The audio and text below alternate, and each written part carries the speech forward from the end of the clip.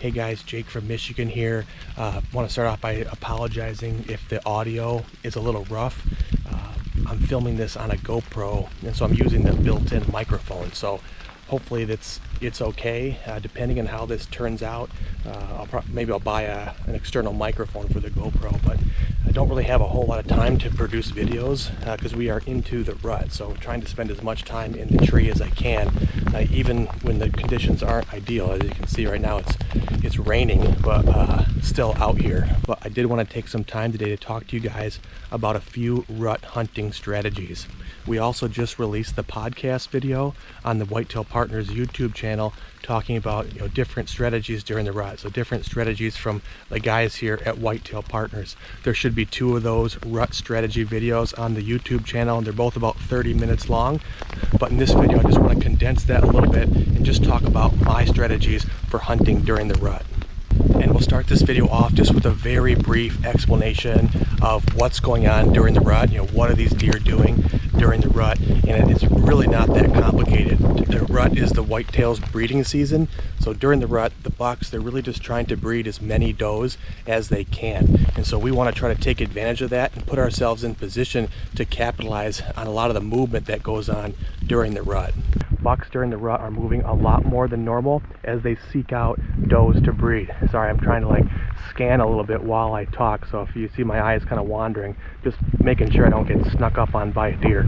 And so we'll start off by talking about a few different stand location strategies to hopefully help you guys capitalize on this movement. And the first thing I'll say about the types of stand locations that we're picking during the rut, they don't really differ that much compared to what we're focusing on during the pre-rut.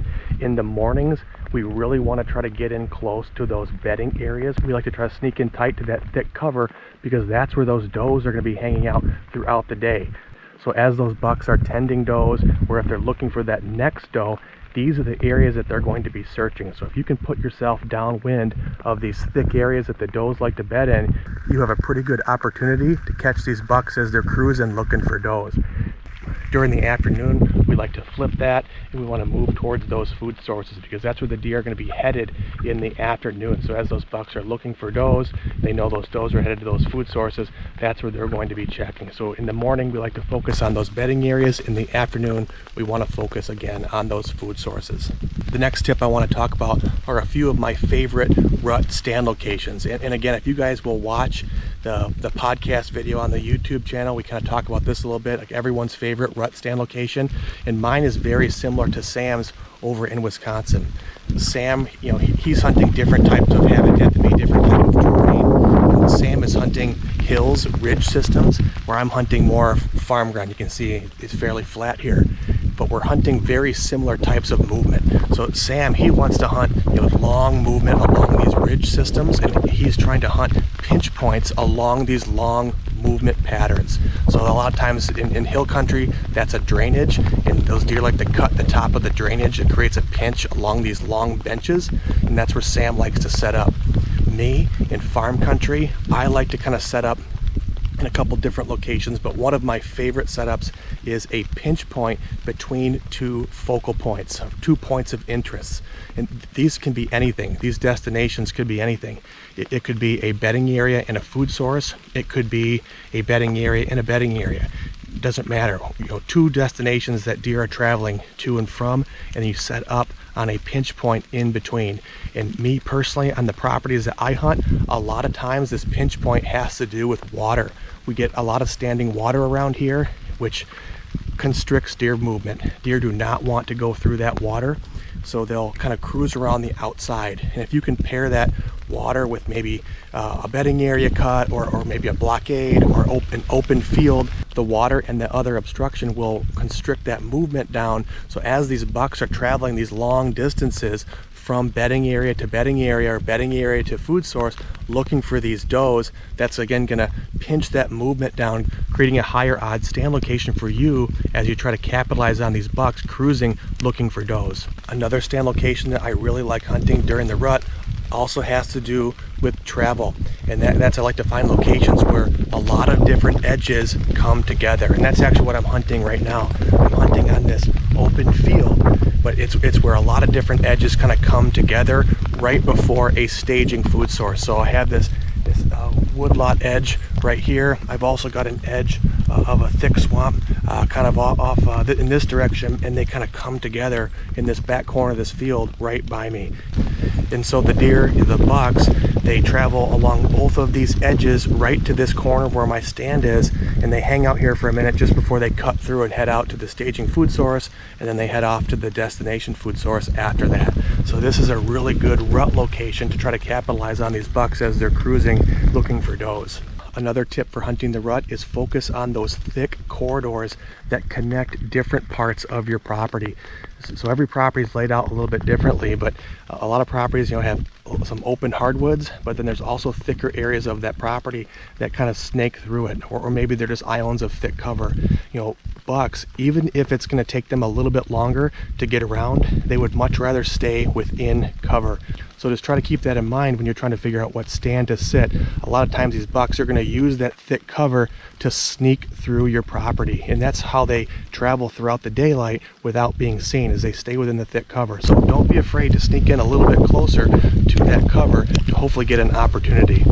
Another tip for hunting the rut, along with trying to identify those thick travel corridors that work through your property and through the neighborhood, don't be afraid to push in a little bit tighter to those bedding areas, that thick cover that those does are hanging out in.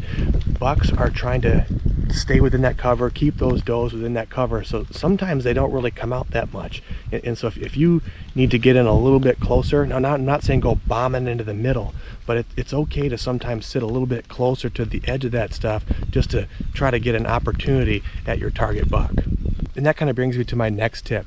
If you ever find yourself getting stuck in a rut, during the rut, it's okay to be flexible. You make sure you're making adjustments. Don't get stuck in the same stand over and over again because it's your favorite stand, you shot a couple bucks out of it. Try to go with the most recent information. If you guys are noticing that a certain area of your property has gone cold, whether that's from observations from the stand or from trail camera information, make adjustments, be flexible, use the most recent information to make sure that you're staying in the deer. And the final tip that I have for you guys for hunting the rut before I put this GoPro away is just hunt as much as you can.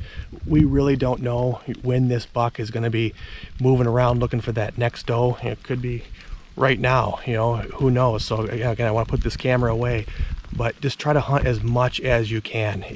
Try to save your better stands for those better days, the better cold front days, temperature drops, wind speeds are dropping. But even on those lower probability days, it's a great idea to be in the woods if you are able to. And I'll give you an example from today, just from driving up to this property. It's raining right now. It was raining a lot harder earlier, so I tried to get in the stand when it was raining and then be in the stand as the rain stops. But as I'm driving up, it's kind of a downpour, and in one of the fields off a main highway is a pretty nice buck standing in the middle of the field tending a doe. So it doesn't really matter, guys. These bucks are going to be moving around regardless. If that doe leads him out in the middle of a field, he's not going to leave her side. So just get out in the woods as much as you can. That's probably the best advice for hunting the rut, is just, if you have available time, be in the tree. But that's going to do it for this video, guys. A few tips from the tree stand, a few strategies for hunting the rut. If you did like this type of video, filming from the tree, let me know, because then I'll get a microphone just so the audio will be way better. But yeah, that's going to do it for this one, guys. Good luck this season, and let us know if we can help you change your property for good.